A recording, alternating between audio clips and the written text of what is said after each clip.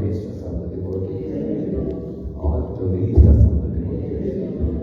All glories to some devotees. All glories to Shri Guru and Shri Gauranga.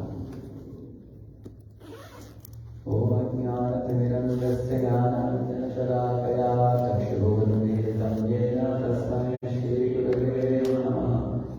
Shri Chaitanya-Manobhishtam Sthapitam Yena Bhutale Swayam Rupa Kadavakyam Dodati Swarpadantikam Vandehem Shri Guru Shri Bhagavan Shri Guru Vaishnavamscha Shri Rupam Sagrajatam Sahagana Raghunatamritam Tam Sajivam Sadvaitam Savadutam Parijana Sahitam Krishna Chaitanya Devam Shri Radha Krishna Padan Sahagana Lalita Shri Vishakhanvitamscha Namah Vishnupadaya Krishna Pristhaya Bhutale Srimate Bhaktivedanta Swaminiti Namine Namaste Saraswate Deve Gauravani Pracharine Nirvishesha Shunyavadi Paschatyadeshatarine Namo Mahavadanyaya Krishna Prema Pradayate Krishnaya Krishna Chaitanya Namne Gauratvishe Namaha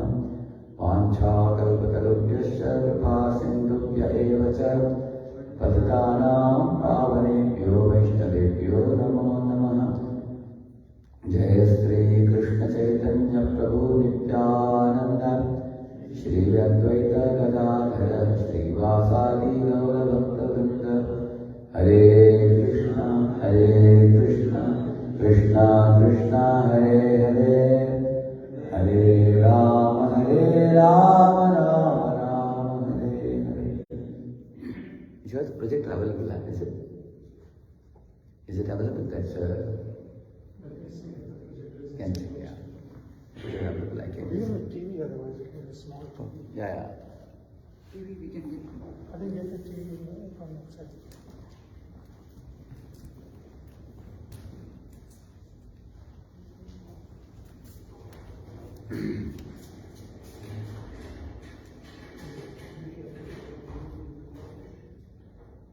Om Namo Bhagavate Vasudevaya.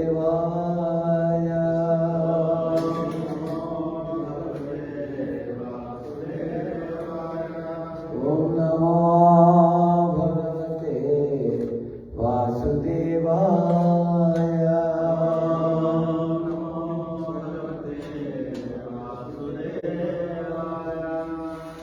Om Namo Bhagavate Vasudevaya.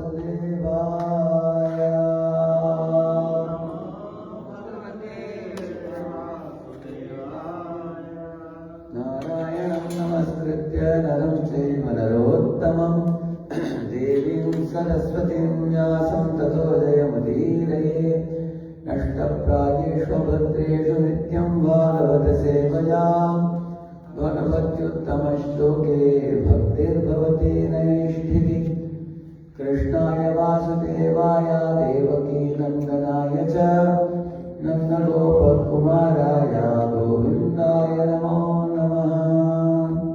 Is it coming? Yeah, it's coming. Welcome all of you for this morning today. Those who rise early in the morning and commit their lives to God, they get bonus advantage in spiritual life. Because those who rise in Brahma Muhurta, there are innumerable advantages of rising in Brahma Muhurta. Okay, I'll show you some advantages. As you all have come in the early morning, I can show you.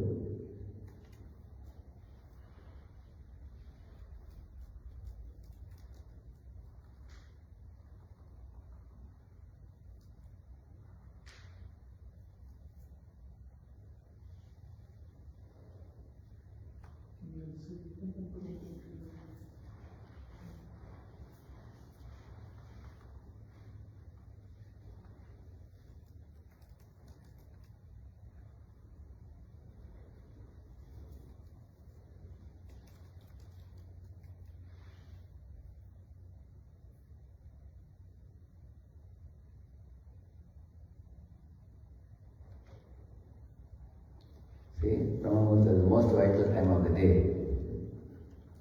Of course, you all have already raised and then you have come here. So you don't need to be told all this. But if you hear this, you can tell other devotees also. See, what is Brahma Muhurta time? 70 minutes before sunrise. The scriptures say this as the appropriate time to give up sleep. It says morning time sleep destroys the pious credits and good deeds. It says Brahma Muhurte Yanidra Sa Punya Kshaya Karani.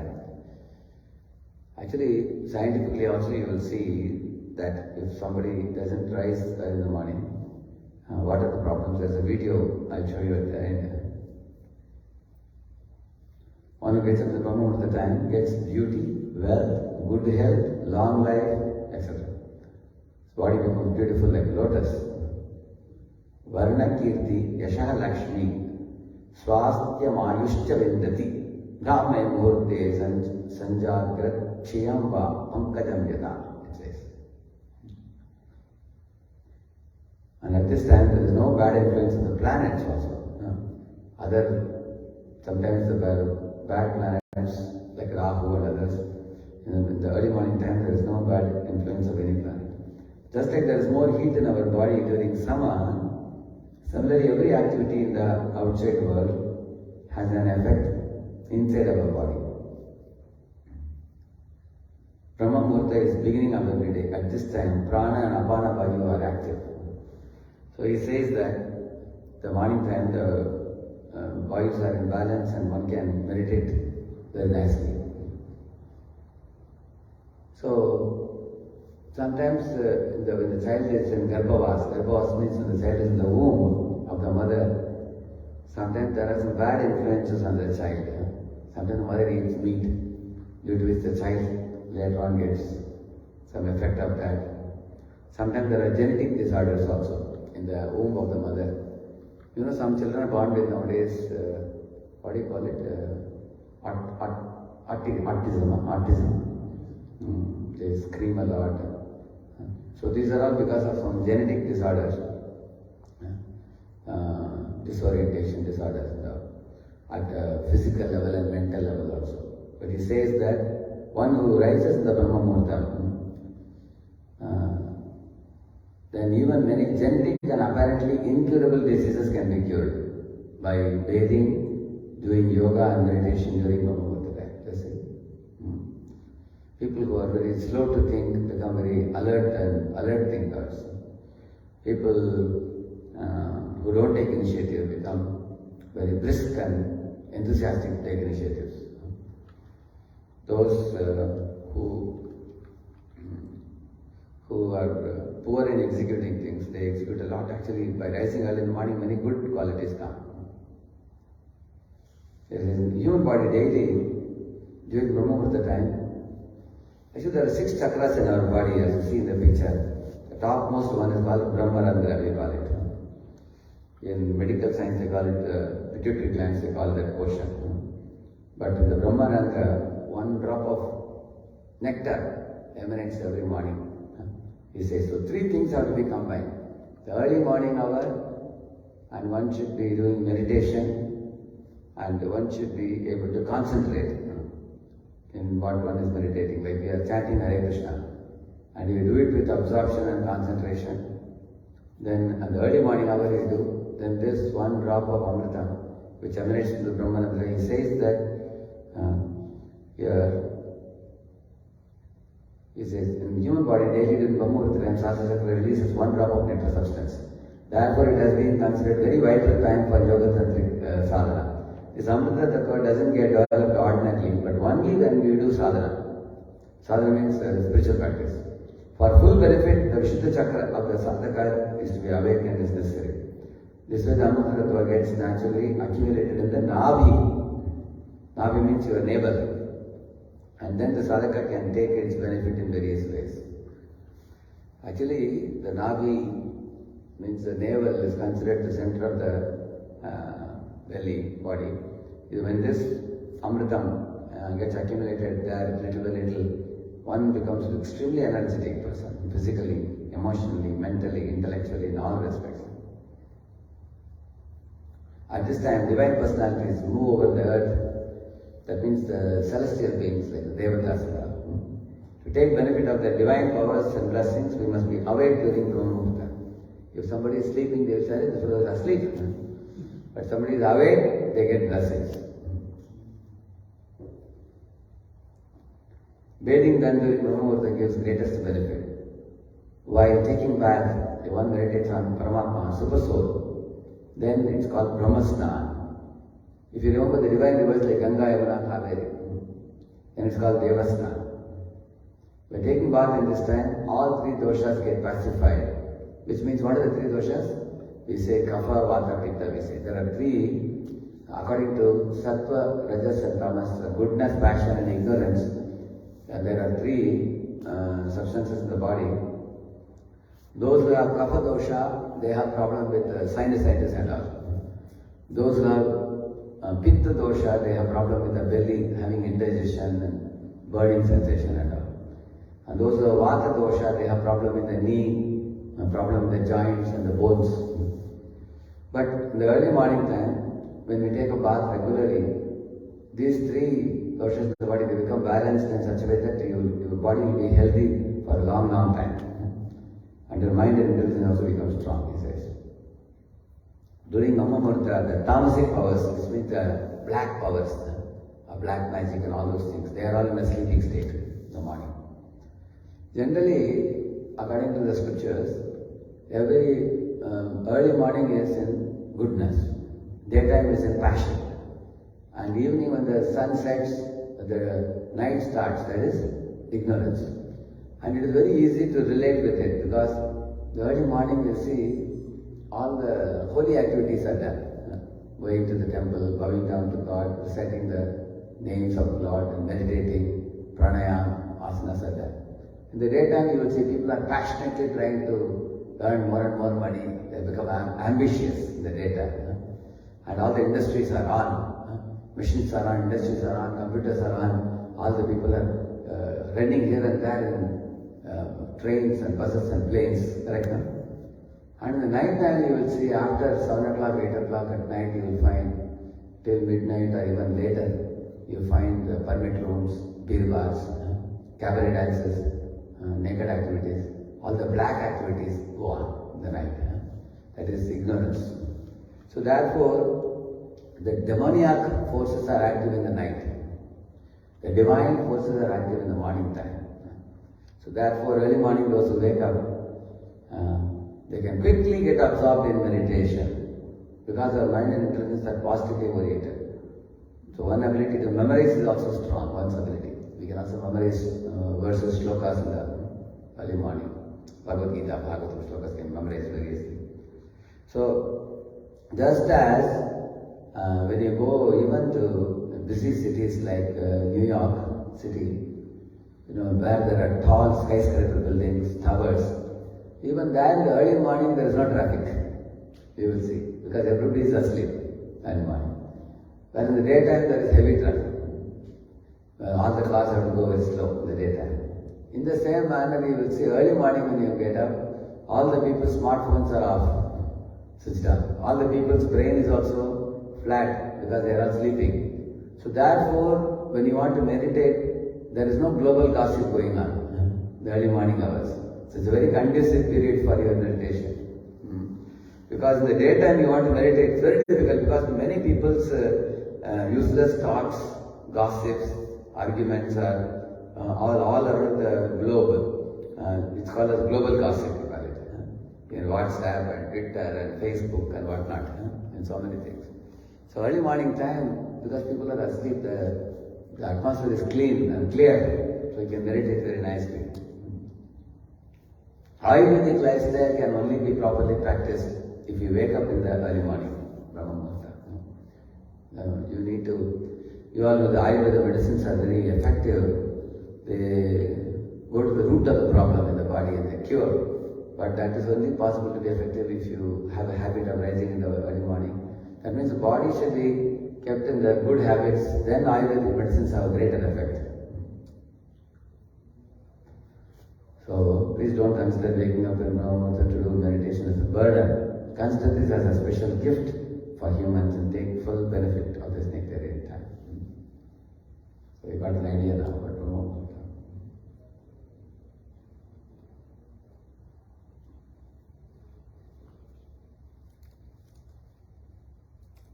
You have this thing, connection here.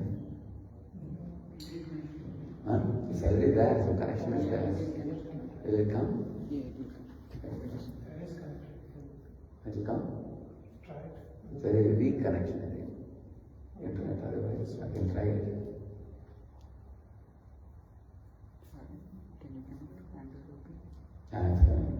Hey, you ever seen a wealthy person or a wealthy family or a jet owner? Like, I got a jet, I'm sorry, Why are successful people waking up at 4 a.m. and not a different hour? What is the secret behind it? Well, they know how their brain works, and they take advantage of their brainwave states and brain chemistry. The brain produces electrical patterns, often referred to as waves. When you're first awake, your brain operates at around 10.5 waves per second. The range from 8 to 13 hertz, or cycles per second, is the alpha stage. It's been called the gateway to the subconscious mind. But when you wake up this early, you are between theta and alpha. The mind is capable of deep and profound learning, being fully aware and focused with an effortlessly calm mind.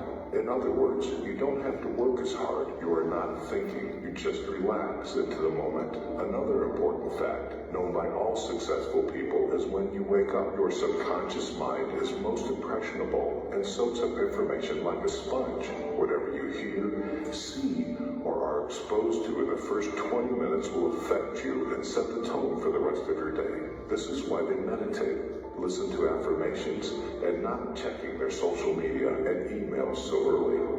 They choose consciously their tone of the day, being focused and positive and not being distracted. They choose to go to bed early and use the premature hours of each day in their own advantage. They make up a routine of waking up before the sun starts to shine and go to sleep after the sun goes down. Why do they go to bed so early? Between 10 p.m. and 2 a.m. is where you can get the most from regenerative and deep sleep. After 2 a.m., sleep lacks the quality that you need as it becomes more superficial, chronically depriving your body of the regenerative sleep which you can enjoy between 10 p.m. and 2 a.m. makes you wake up in the morning even more tired than when you went to bed. The human body is closely linked to the day and night cycle. That is why, within 1 or 2 hours after sunset, your melatonin levels start to rise. This is how your body's telling you that it's time to go to bed. At midnight, melatonin levels reach their highest value, and after this, they start decreasing gradually. 10 p.m. is when your body reacts as a result of the increment in the melatonin levels. This period of transformation in your sleep cycle brings along a more intense metabolic activity. This one is responsible for the repair and restoration of the whole body. In order for this 10 p.m. reaction to take place, your body needs to slow down, which translates into reduction of your mental and physical activity. If you're still awake, there is a phenomenon that takes place at this hour called second wind. This is caused by the rise in mental activity and energy that your system has at 10 p.m. Nevertheless, you can only feel what the second wind's value is truly about if you are asleep at 10 p.m. Studies show that if you go past the 10 p.m. bedtime, you'll find it more difficult to fall asleep. Also, you won't be able to enjoy refreshing sleep, which will lead to significant weariness in the morning. Small things matter, so even the simple shift in your bedtime hour from 11 p.m. to 10 p.m. can make a huge difference regarding the quality of your sleep. Moreover, there are high chances that you'll wake up in the morning feeling energized and ready to start the day. This happens because you allow your system to go through its natural neurochemistry, and you take advantage of this wave that is on its way before 10 p.m. Moreover, your body also benefits from the metabolic changes that naturally take place as the clock ticks 10 p.m. If you are among those that usually fall asleep well past 10 p.m., you should consider changing the situation. Set up a goal to go to bed earlier by 15 to 30 minutes each week until you hit 10 p.m. bedtime goal. Early risers like Apple CEO Tim Cook, Oprah Winfrey, and Dwayne Johnson choose to greet the day at the crack of dawn because that's where motivation is created, and they don't need to ask for it. That silence of early morning hours is what helps them use their potential to the maximum. Successful people choose to use every minute available in a day because their life's purpose is higher than any other short-term pleasure or comfortable bed mattress.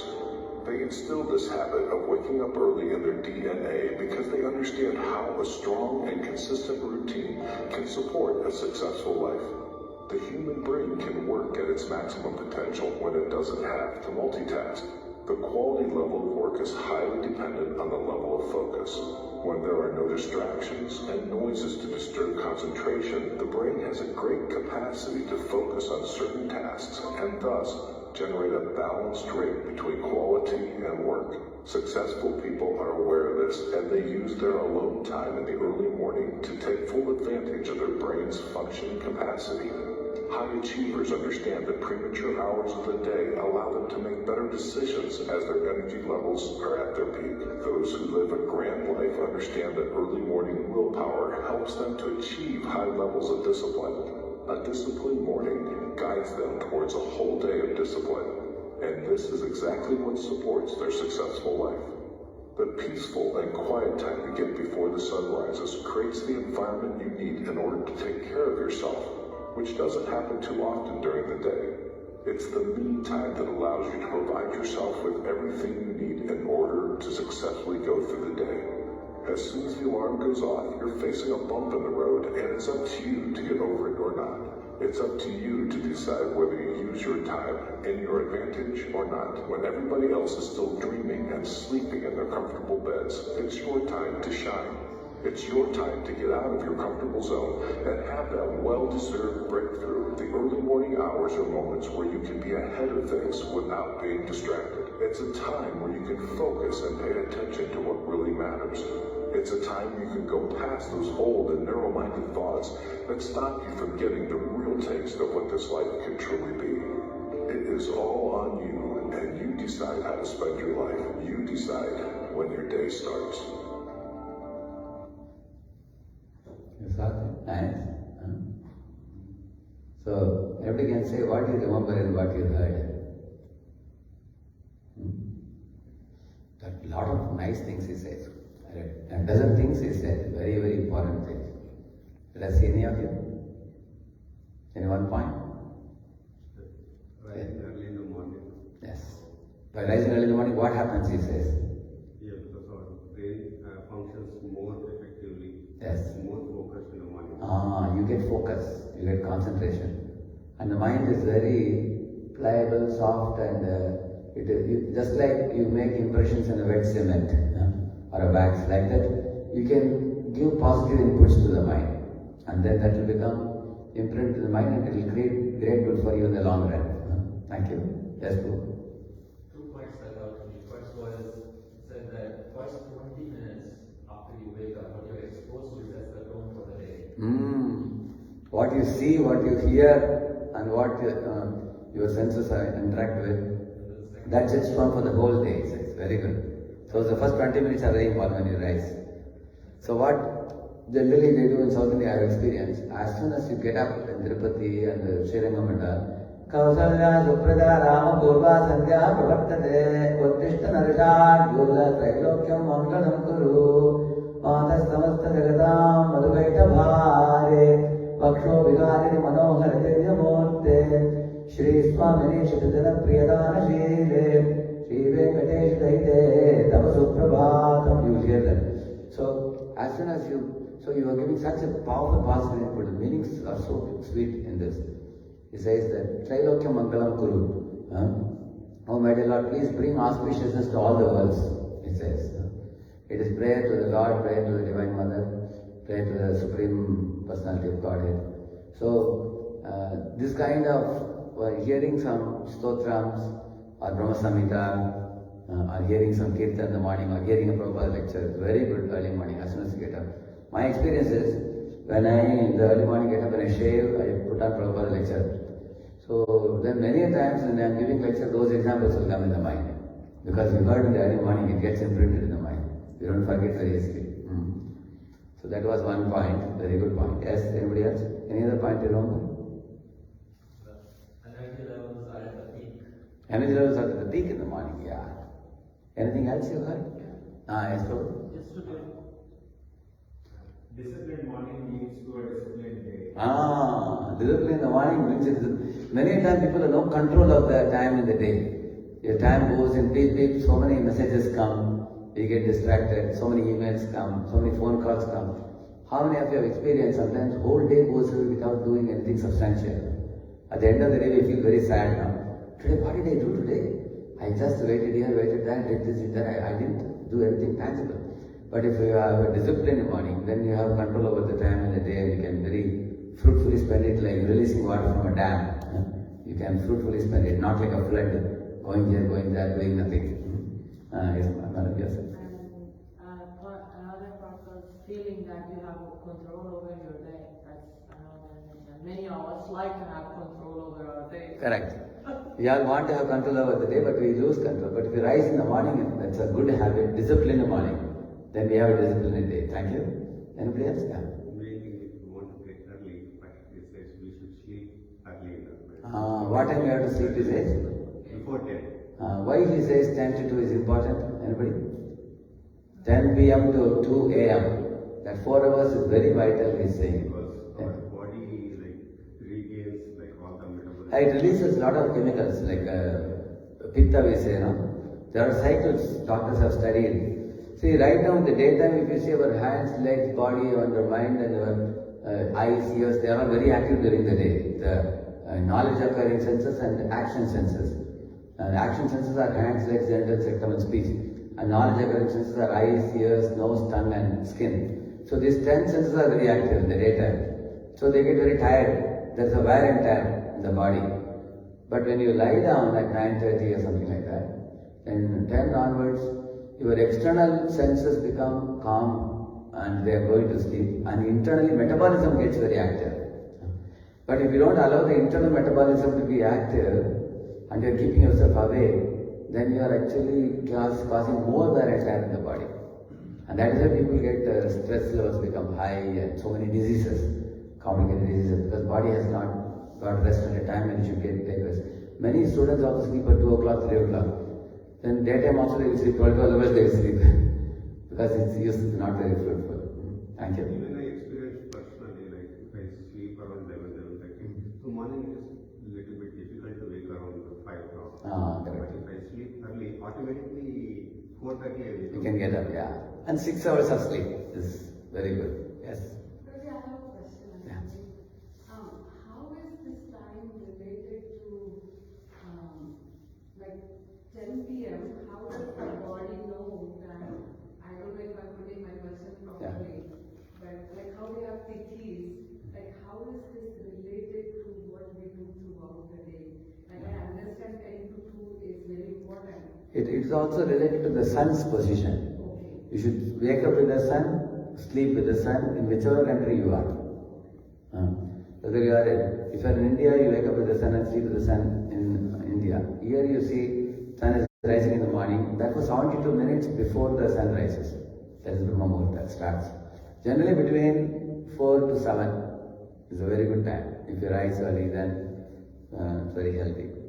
So, and also he talks about big CEOs, Apple CEO, and all the names he was giving. Very smart fellows, they sleep on time.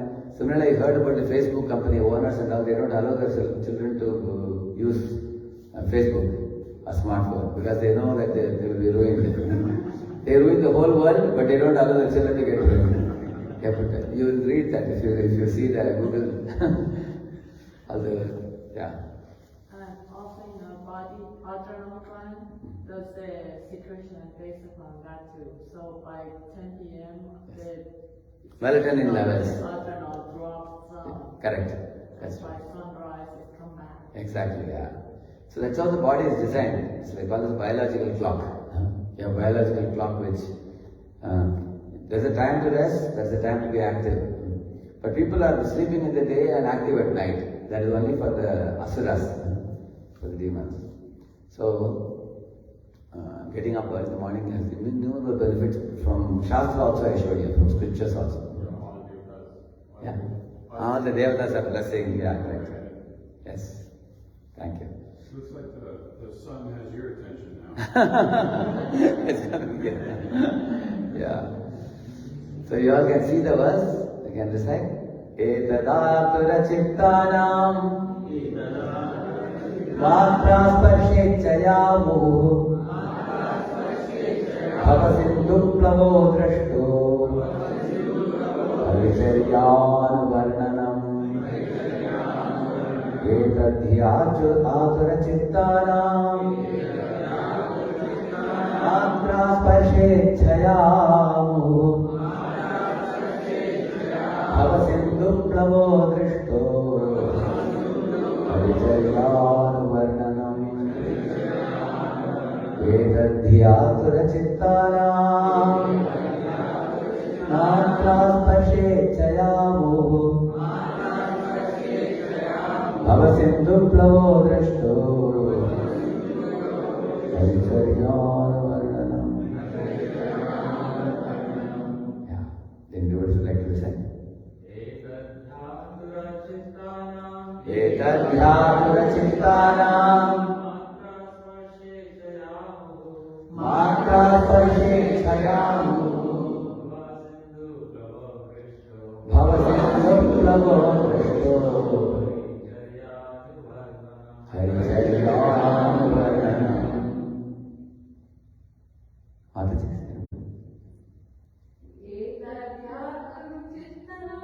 Etadhyatura chittanam matra sparshechayamu bhavasindu plavo drishto haricharyanu varnanam.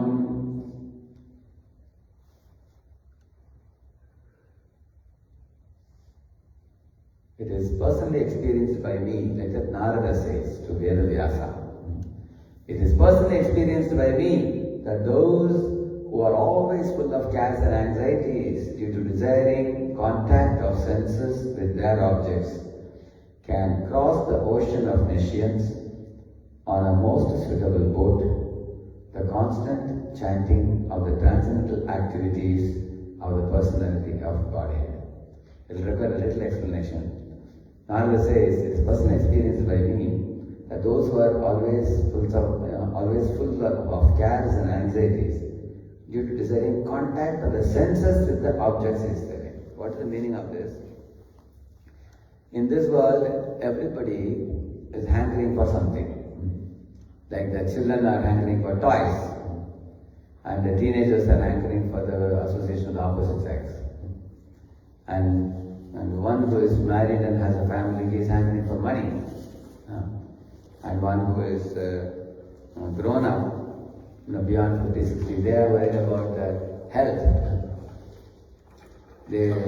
Or one who is already making profits, they want even more profits in business. So you will find that everybody has anxiety. Some people have anxiety regarding the financial position of the business. Some people are in great anxiety about, like Ukraine now, the anxiety is life loss because of the wars, isn't it? So everywhere there are cares and anxieties people have, but where are those anxieties starting, if you see? It is hankering for material contact. See, there are 5 P's that pinch you. It is said. You know what are the 5 P's? Penny. You know penny? Penny means money. Pleasures. Pleasures means our eyes want to see beautiful forms. Ears want to hear sweet sounds. Nose wants to smell fragrant substances. And tongue wants to taste sweets. And skin wants to touch soft objects. That is the hankering in our 5 senses like this. So this is pleasure.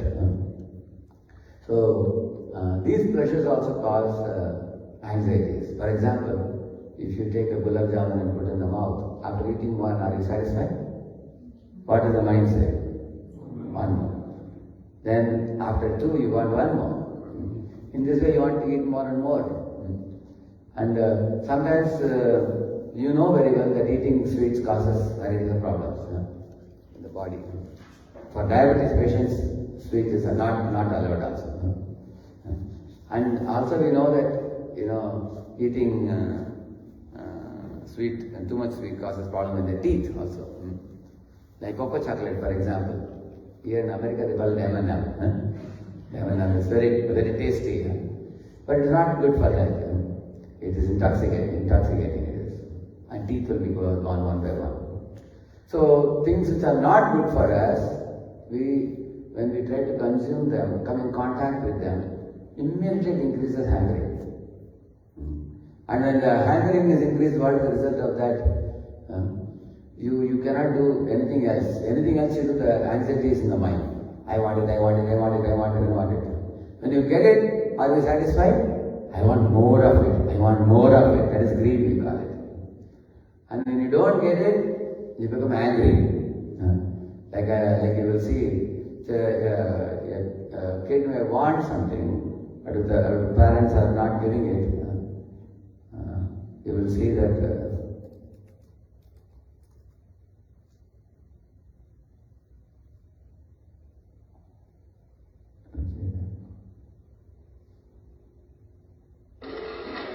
he wants to eat the chocolate.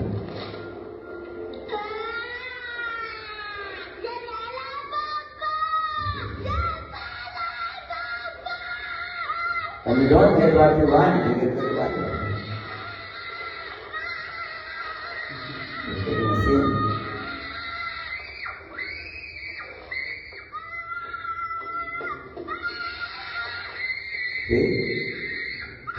Your experience of mind creating like this, creating a scene like this. So when we don't fulfill the demands of the mind screams like this.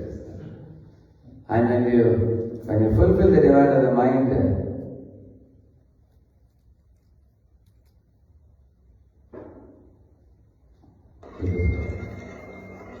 but we get one, he is very happy with one. He is looking here and there, he is afraid. Anytime.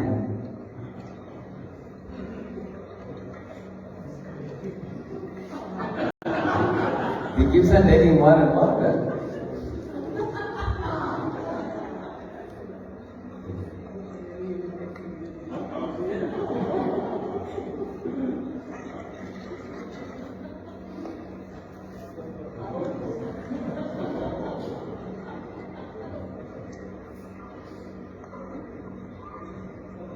She is in great anxiety. Some other monkey may come and attack and take everything.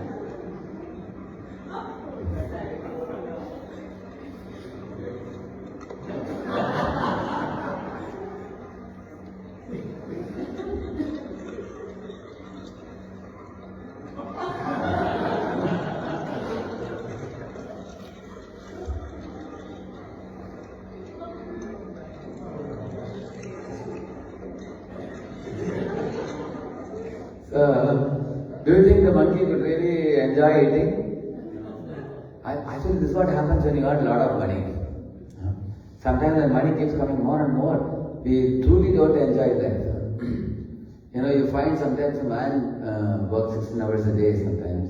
Some people do 2 jobs or 3 jobs also, some people do, in order to make more money. Sometimes husband, wife, both of them work sometimes. They bring a lot of money, but there is no happiness at home. Because although money is coming a lot, there is no time to spend quality time to spend with each other, spend with God. The purpose for which man brings money is lost oftentimes. There is a saying, man earns a lot of money when he is young, and when he gets old, he spends it all in his health.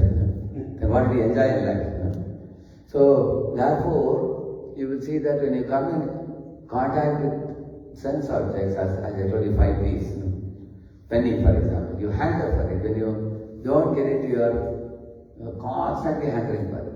When you get it, you want more and more of it. When you don't get it, you get frustrated and angry. Like that, you will see that. And after you get it, you get ahead of others, we become very proud also. And if we cannot get ahead of others, and we see somebody ahead of others, we become envious also. And in case somehow we got it, and we are starting more and more of it, then we have fear that it will be lost. Somebody will loot me, there's a danger. Especially very big cinema actors, actresses, very well-to-do people and all, they are always living in fear. They have a lot of security. You've seen that? So, therefore he says, our caste and anxieties increases due to desiring contact of the senses with their objects. He says. So, 5 P's I told you, I'll complete that. P for penny, pleasures, positions, possessions, and people. So what is position? People are hankering to have some position where they can have control over others. Correct? Like in company, you have a post, people are hankering for the post. If I can get that post, I will have more people under me. Like one gentleman in an IT company came to meet me along with his wife. It was 11 o'clock on a Wednesday. I was surprised. I said, you don't have company today? He said, yeah, company is there, but I can always go whenever I want. He said, I am second in the company. I am a deputy, like a vice president of the company. And he said, look at my wife, she's a dentist and she has her own clinic. And I am also a vice president of the company. I can go anytime, come anytime. He said, and almost like 3,000 people work under me. He said, but he's not happy in life. Although he is in a position. He's in a very good position still. Because people always hanker for some position higher than that. Like you are here, you come here, by the time you come here, mind wants this. You come here, mind wants this. Like the mind keeps on changing target. That's how the positions are. And possessions, like you have one mobile, are you satisfied with the mobile? We want better model mobile, better facilities, better looks and everything. Cars also, mobiles also, anything. So positions, possessions, and people, we want contact with people. Like a man feels, oh, my heart is very hard. If I connect with a woman, she will bring some emotion to me and my life will become joyful. Why people marry? For happiness, correct? But after coming in contact with a woman, they both have come with different expectations. A woman thinks that, oh, if I connect with that man, he can provide me a big house and a very nice car and nice facilities, amenities. And I put him in my pocket and whatever I want, I can ask him, he will give me. A woman generally thinks like that. I'm talking about gender tendency in the world. Man thinks, oh, if I connect with her, I can enjoy with her, he thinks like that. So both are not thinking about what the other person wants. Both are thinking about what I want. That means they both have expectation from the other person. So any relationship you make in this world with expectation, you will be frustrated. Like I am coming here now. Last time I came here, I remember. Correct? One time I was the second time I came. So when I am coming here, what is my expectation? My expectation is that may this message of the Srimad Bhagavatam be reached to as many people as possible. And may the people connect with Srila Prabhupada's beautiful purports and become Krishna conscious. And may they become peaceful and happy. May they go back to Godhead.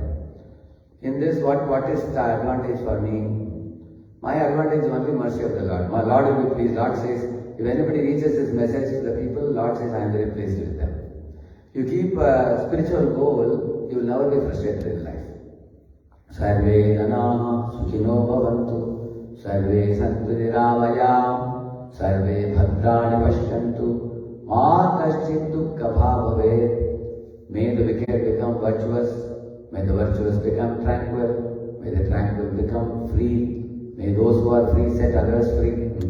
That's the meaning of this.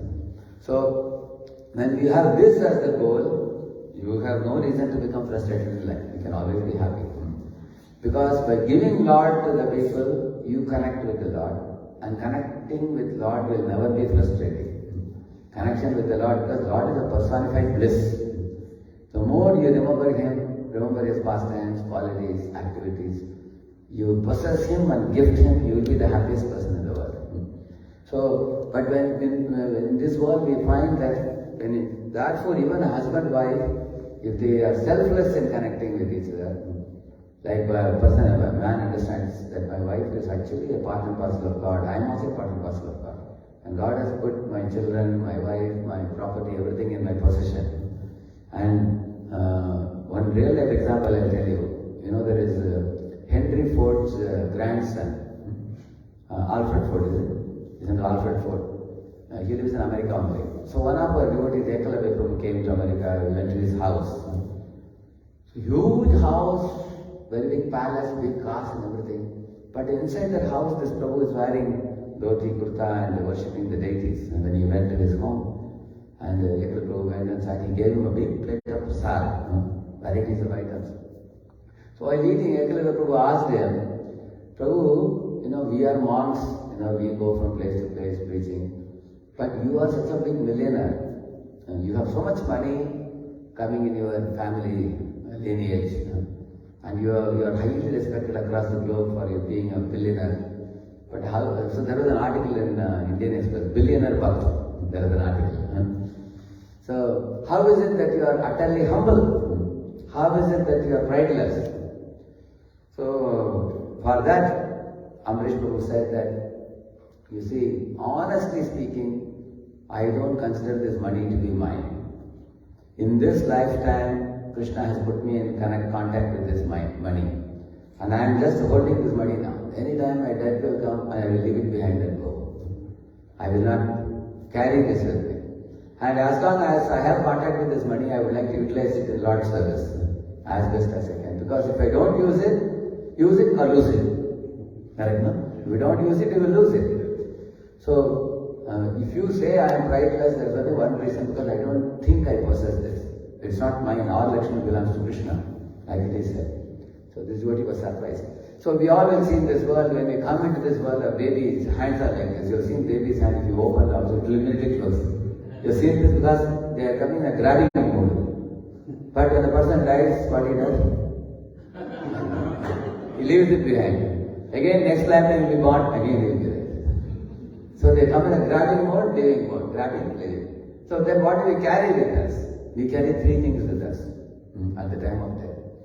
One is virtue, another one is sinful reactions, and the third one is the spiritual sukriti, we call it. The spiritual good deeds that you have done. These three things go with you. Out of that, the virtue that punya that you have done. For example, if you gave school uniforms to children, the next lifetime you will be owner of a textile mill. Why? Because you gave clothes, so you get abundant clothes. If you gave notebooks to school children, next life you will be owner of a printing press. You can have abundant papers all around you. If you gave water, drinking water, in India people stand and give drinking water sometimes for the people passing on a hot sunny day.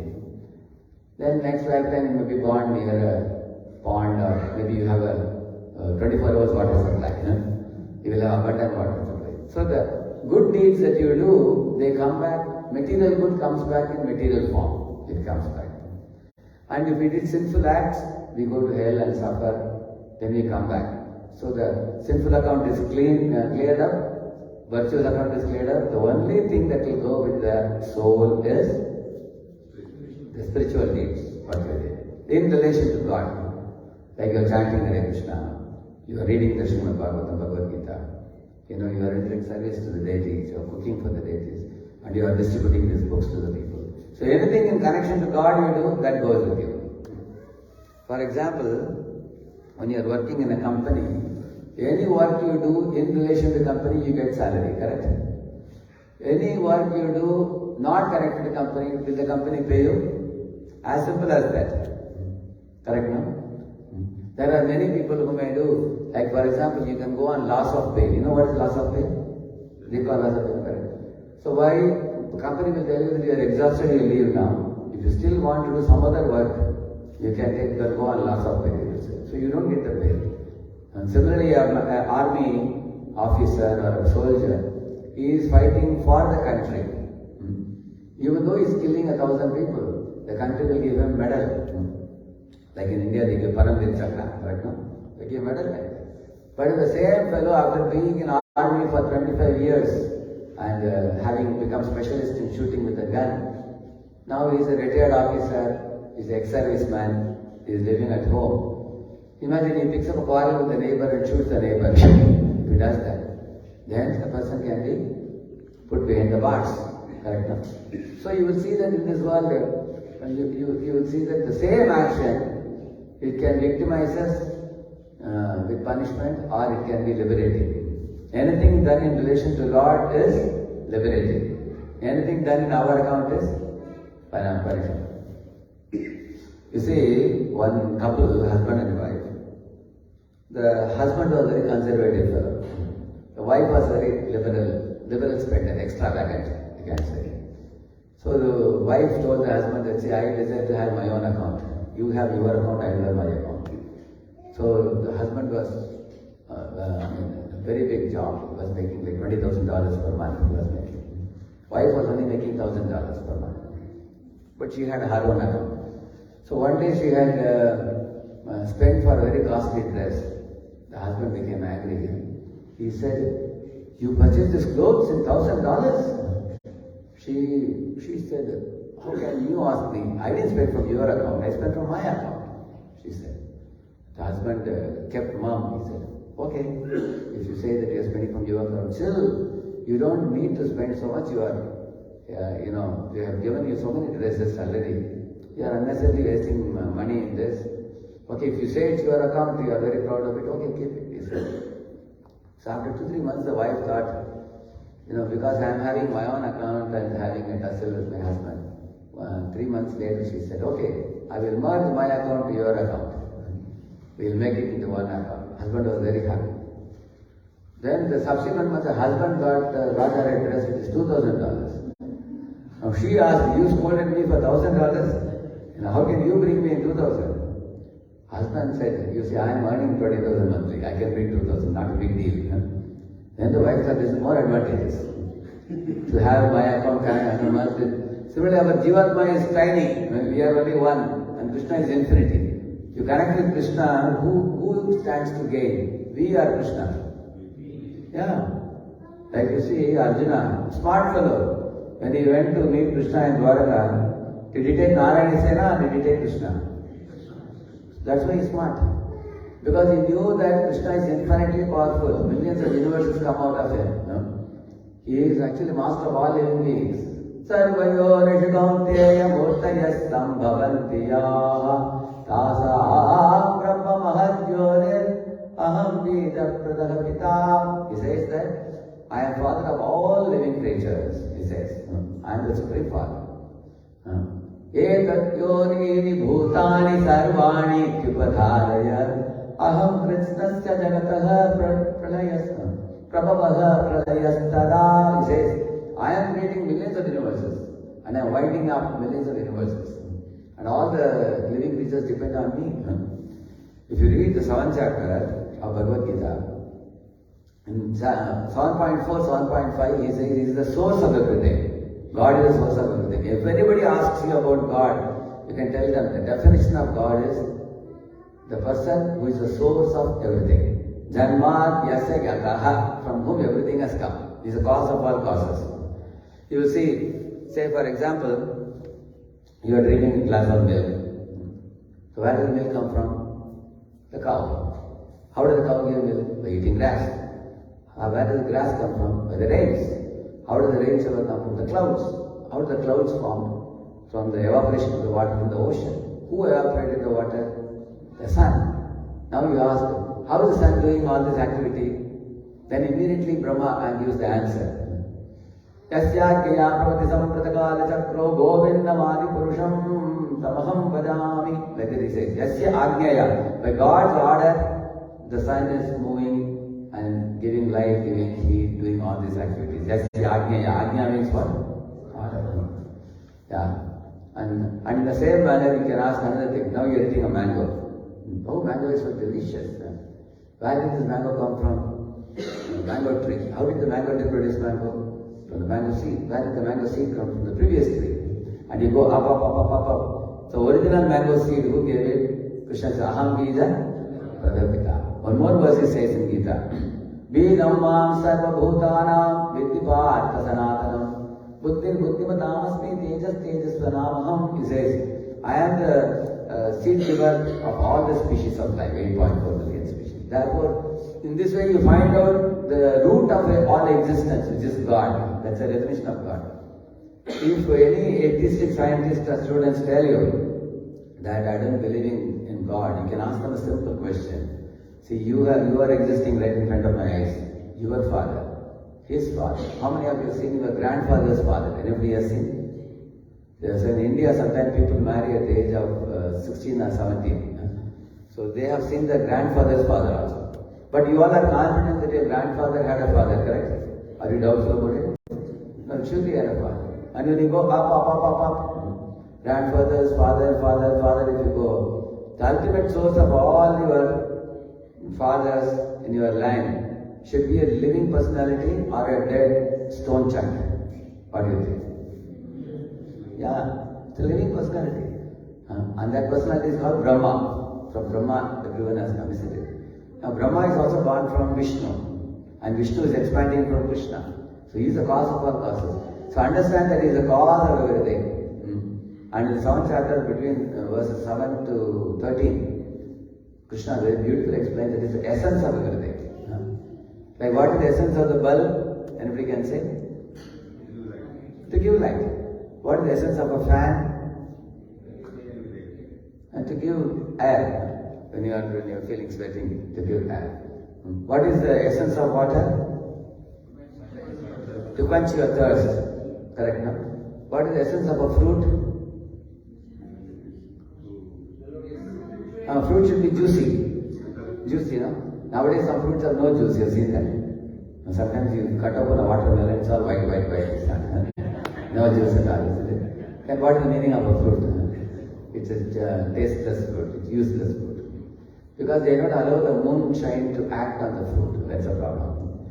So if you read the 1.7 onwards, Rasoham Apsukam Pravasmi Shashisuryo Pranavasarva Vedeshu Shabdhake Paurusham Rishu Punyo Gandha Prativyam Tejaschat Vivavasau Jivanam Sarvabhuteshu Tapaschasmi Tapaspishu Bijam Mam Sarvabhutanam Vidyapati Sanatanam Buddhir Buddhimatamasmi Tejasvina Aham Palam Palavatam Chaham Kamarada Vivarjitam Dharma Viduddho Bhuteshu Kamosmi Vartarshava. He said, I am the intelligence of the intelligent, I am the strength of the strong, I am the prowess of the powerful, I am the taste of water, I am the light of the moon which gives juices to the fruits, I am the fragrance of the earth which gives fragrance to the flowers.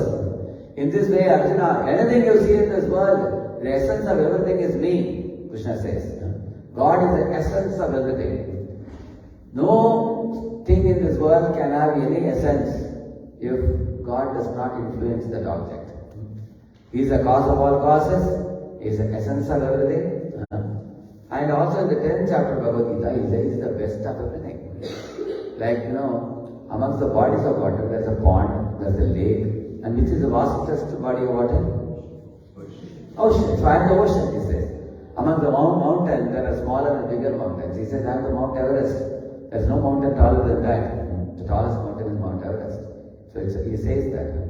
Amongst the animals, I am lion, he says. Amongst the bodies of water, I am ocean.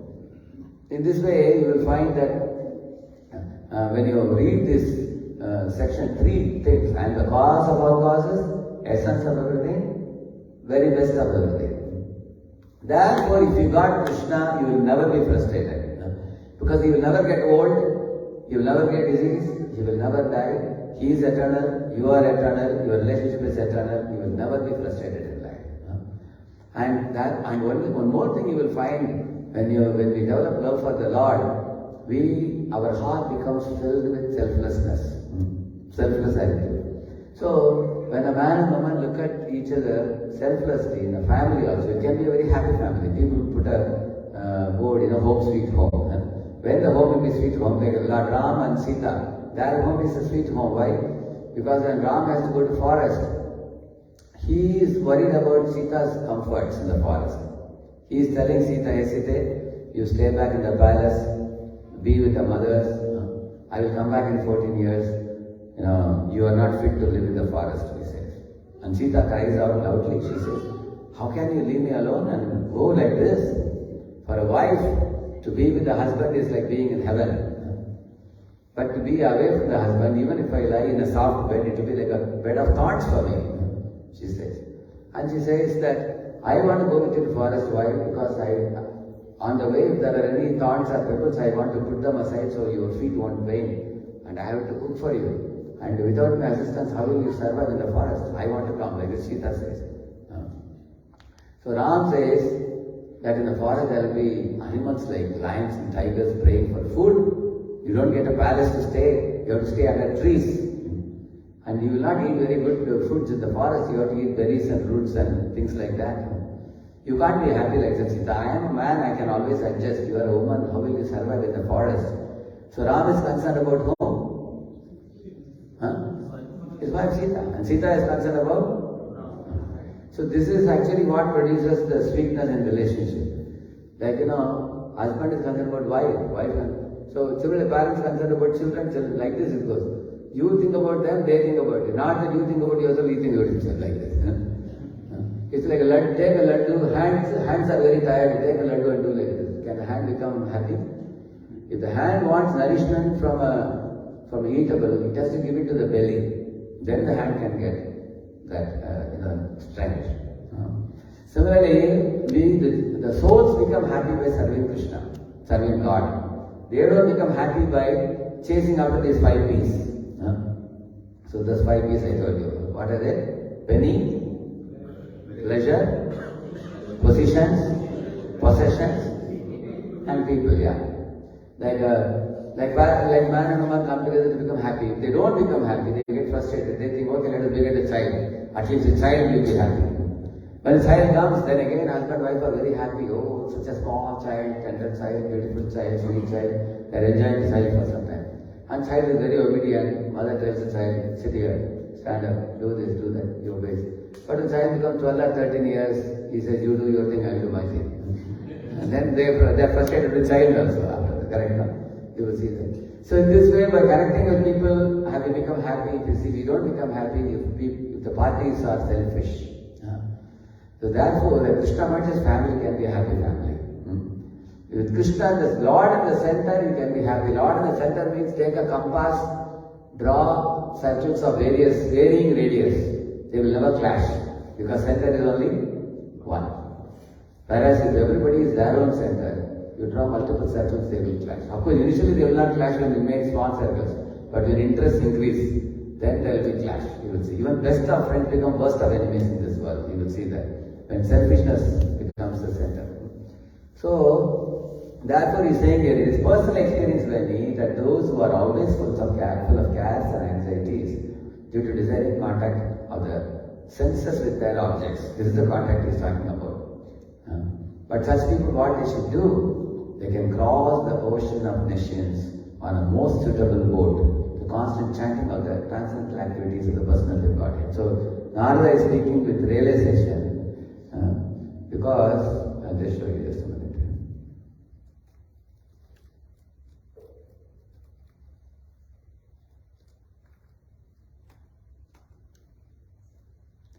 So in the 4th chapter you will find there's a very beautiful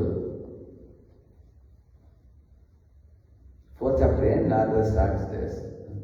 So Narada is coming here, in this picture you see. Who is sitting here?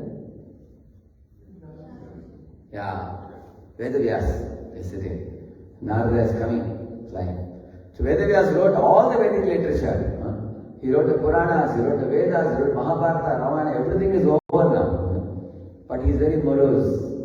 And why is he morose? He is himself thinking, Kimva Bhagavata Dharma Na Prayena Nirupitaha Priya Paramahamsana Kayevahi Achyata Priya. So Vyasa himself estimated, why am I not happy?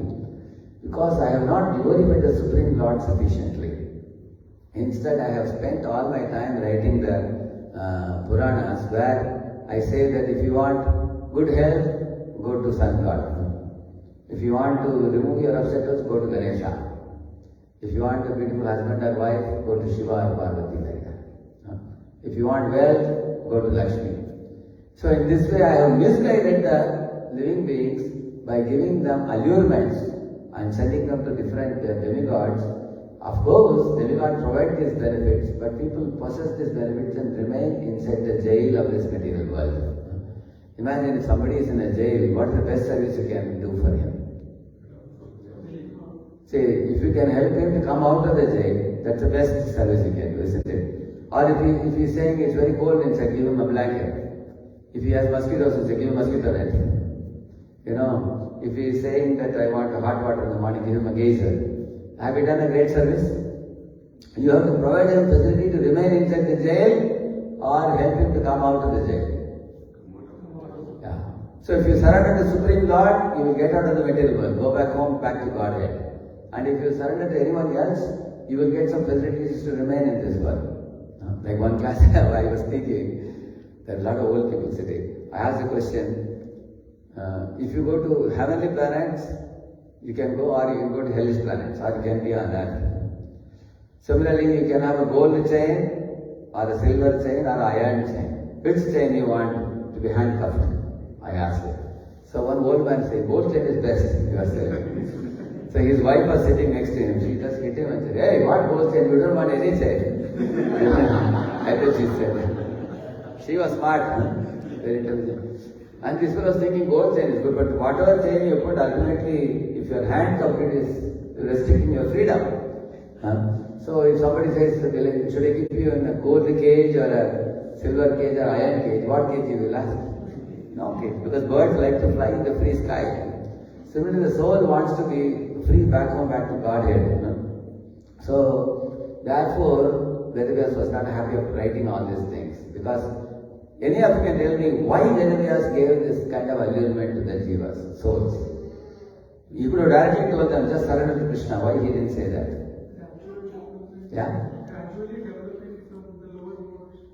Yeah. Yeah, because they are in lower modes. Sometimes what happens when you call people for a spiritual program, they don't come. Like if I give a seminar on life after death, I get 20-30 boys I get. If I say stress to smile, 150 boys come.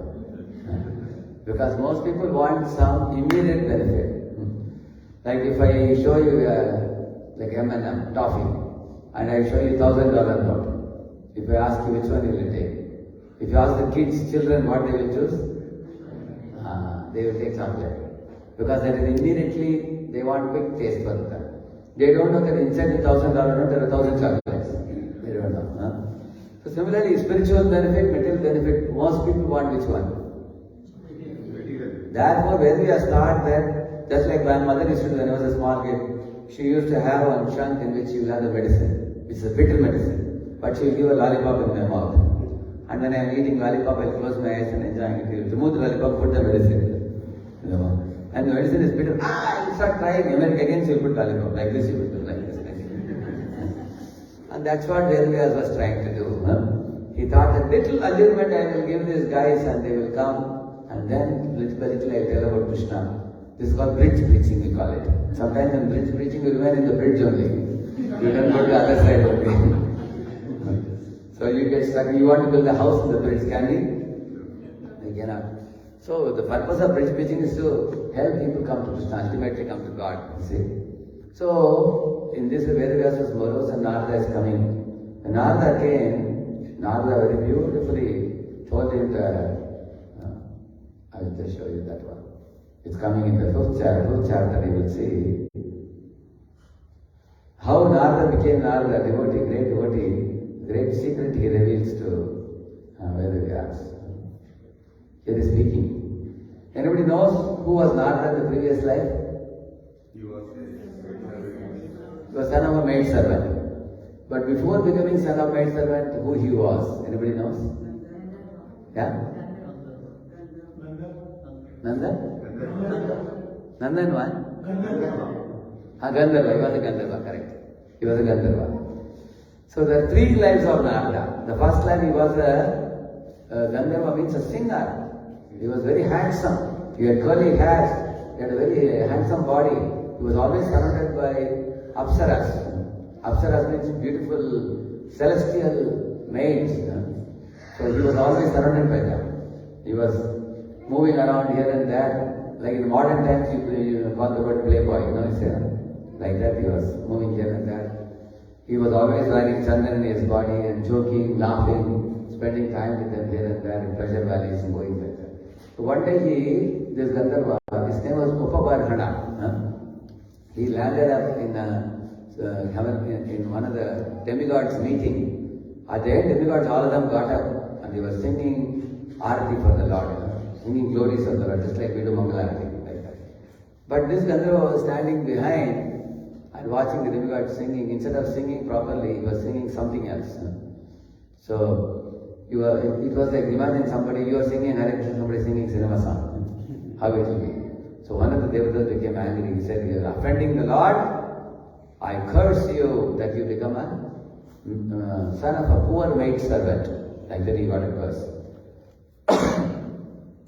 Then at that time, you see, this is the one. See here, he himself says the story in the Bhagavatam. I was born as an insignificant son of a maid servant, he says. Like you see here. You see? In the 4 months period of the rainy season, some great Vaishnavas came to the village and stayed in the Gurukula. His mother offered obeisances, he also offered obeisances. His mother told the boy, my dear boy, if you serve these great souls, you will make great spiritual progress. Go and so she would tell him to carry the plate of prasadam and go and give it to them. So he would go and serve them, and after they finished, he would wash their plates. And in this way, he saw that they were always blissfully reciting the pastimes of the Lord.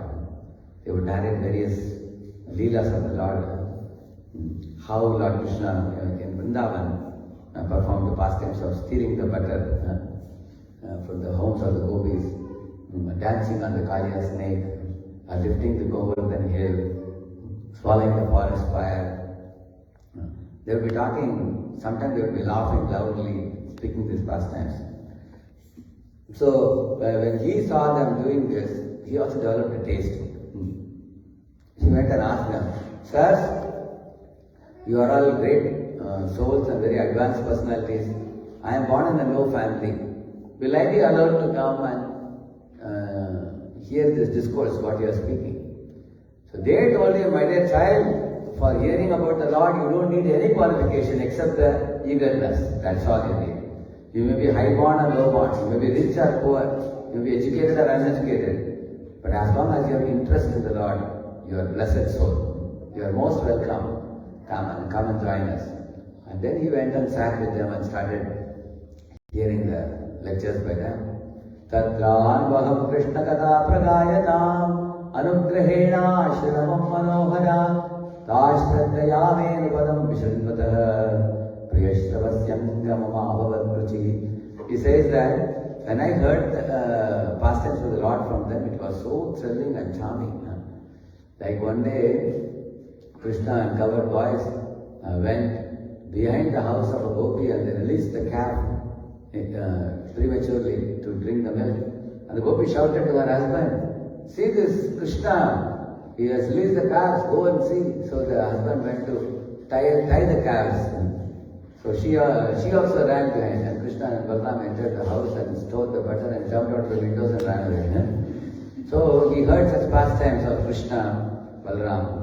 Another day, Krishna and friends were standing below a tree, in the shade of a tree, watching. They were aiming at one house of a gopi to go and steal butter. So,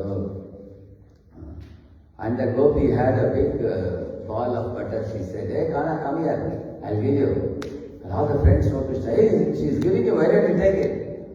Krishna said, when I came as Vaman Dev, I extended my arms and asked for 3 steps of land. Even now people criticize me that I took away all the property of the whole universe. So I will not extend my hand and ask anyone anything. I will do hard work and get the butter, he said. And what is this hard work? Seaweed. So in this way, they were narrating many pastimes like this. Hearing this, the boy was charmed. And with their permission, she took some remnants of the prasad.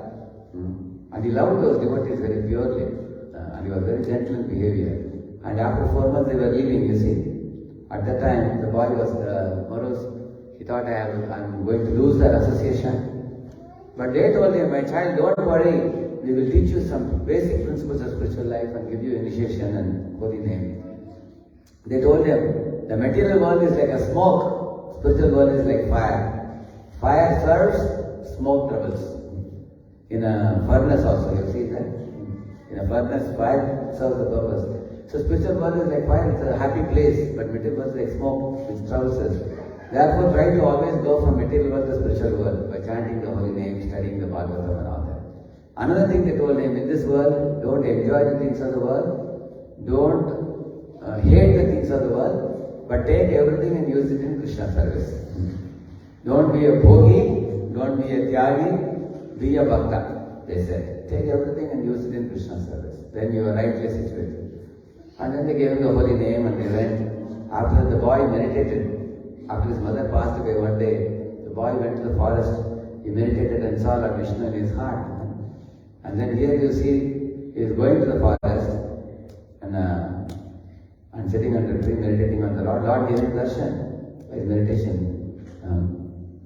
And he fell at his feet and then Lord disappeared after that. Lord told him, you see, Anta asmin janmani bhavan mamam drakshumihadasi avipakva kashayanam durdarshoham yoginam. My dear boy, those who have not done enough services and those whose heart is not fully clean, they cannot see me, the Lord said.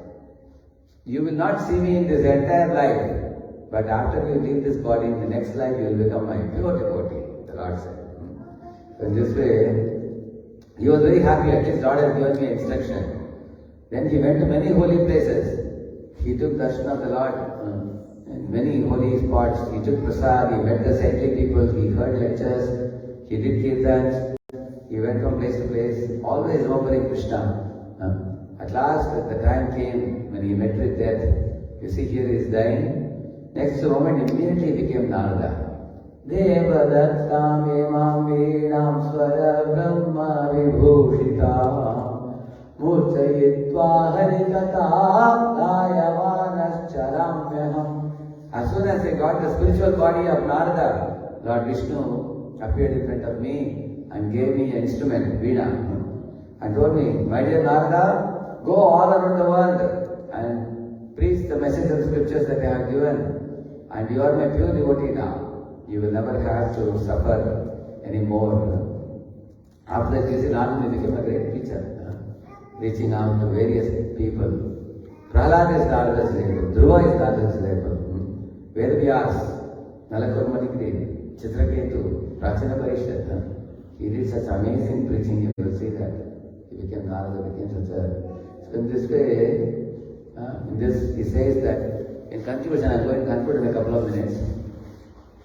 He is saying that in this material world, there is a suitable boat. What is it? He told Vedavyas, the constant chanting of Lord's name and Lord's fame. If you focus on this, it's like a boat which safely will take you to the shores of the spiritual world. So, Bhavasindu Prabhu Drishto Haricharyam Varnanam. I saw one picture in Bhagavatam magazine. The picture was a big ship, and the ship was, steered by Srila Prabhupada wearing a cap. And on the top there was a flag, it was written ISKCON, bird was put up. And thousands of people in the ship. And in the ocean I saw, many people were drowning. It was actually a gutter water ocean. Some people are having liquor bottle in the hand, some are having cigarette in the hand, they are all drowning. So, some people are raising hands and dancing and singing in the ship, and others are throwing ropes to pick up the people who are drowning. Who are they? The preachers. So they are bringing more people into the ship, and the ship is going towards the shores of the spiritual world. So it's such a beautiful announcement. Same thing, Bhavasindu Prabhu Drishto Haricharyam Varnanam. All we need to do daily is rise in the morning, chant Hare Krishna, study the scriptures, discuss with devotees, take only prasadam, keep your life completely virtuous and spiritual, and don't indulge in sinful activities or illicit sex or meat eating or gambling or intoxication. Avoid these things. Very simple, and easily we can go back to Godhead in this age by doing these simple practices. So Sri Prabhupada has made this beautiful movement. It's called as Kevala Ananda Kanda. Prabhupada said, chant and dance. He said, when you're hungry, then take some prasad. When you're tired, take some rest. When you get up, again chant and dance. So it's a chanting, feasting, chanting, dancing and feasting. So Prabhupada has given us a feasting God. Who is a feasting God? Always he feasts in big amount of bhoga. Who is that? Jagannath, exactly. Jagannath is the feasting God.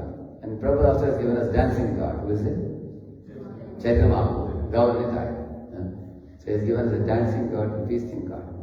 So by worshipping Shri Gaur-Nitai, Jagannath, Subhadra, and sportive goddess Radha and Krishna, he is always standing in three-fold bending form, playing on his flute, charming the hearts of all the living entities. So such a beautiful movement it is, and the process is very simple. Only we need Shraddha, faith, and we have to strictly practice it. Take to it very seriously. And all people from all the different walks of life, from different parts of the world, they have practiced chanting Hare Krishna, and they have seen purification. They have studied Prabhupada books and they have become convinced about the philosophy. So, you all are already nicely situated. Take advantage of this beautiful center which has manifested here for the pleasure of Radha Kunja Bihari, Gaur-Nitai. And Ramji Prabhu is and his good wife and family, his daughters, and very, very wonderful family. They are not only they are practicing themselves, they are also giving opportunity to so many others to come together. And wherever there is one good family I have seen, they do wonders. Like I went to Mysore, there is one Radhakrishna Chandra Prabhu and his good wife.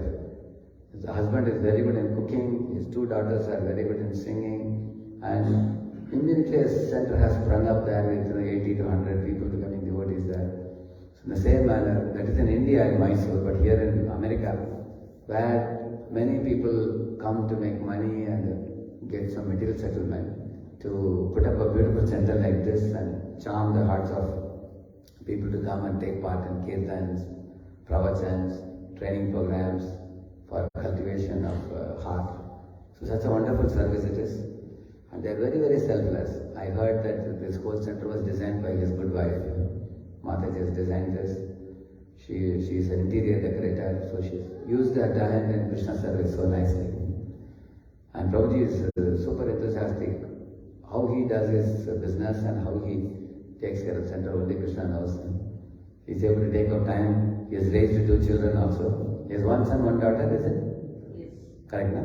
Yeah, he has raised his son and daughter, Mataji and Prabhuji. They have raised them to the teenage now, along with practicing and preaching and putting up a center. Krishna is giving them so much energy and inspiration because of their sincerity. So my humble request to all of you, take full advantage and connect more and more people. And this center can be a place where people congregate, and then we can have multiple Bhakti Vikas in different parts of the place in Austin. Thank you very much. Hare Krishna. Shri Prabhupada ki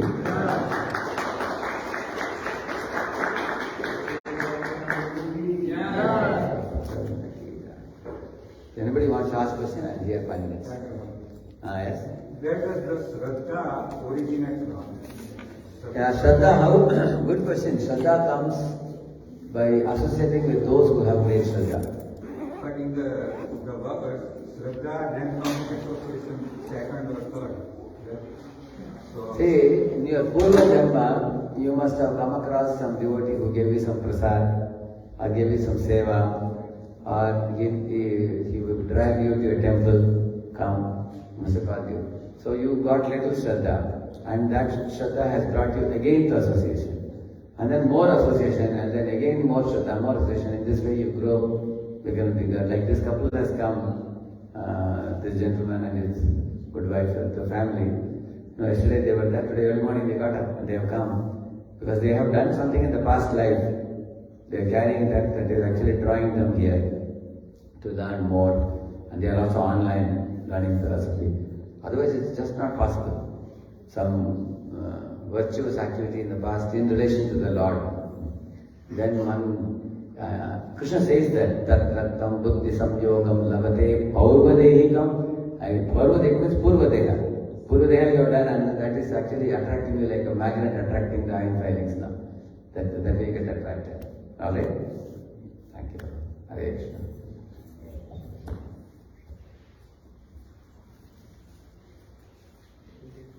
But the fruit I was wait for a long time now.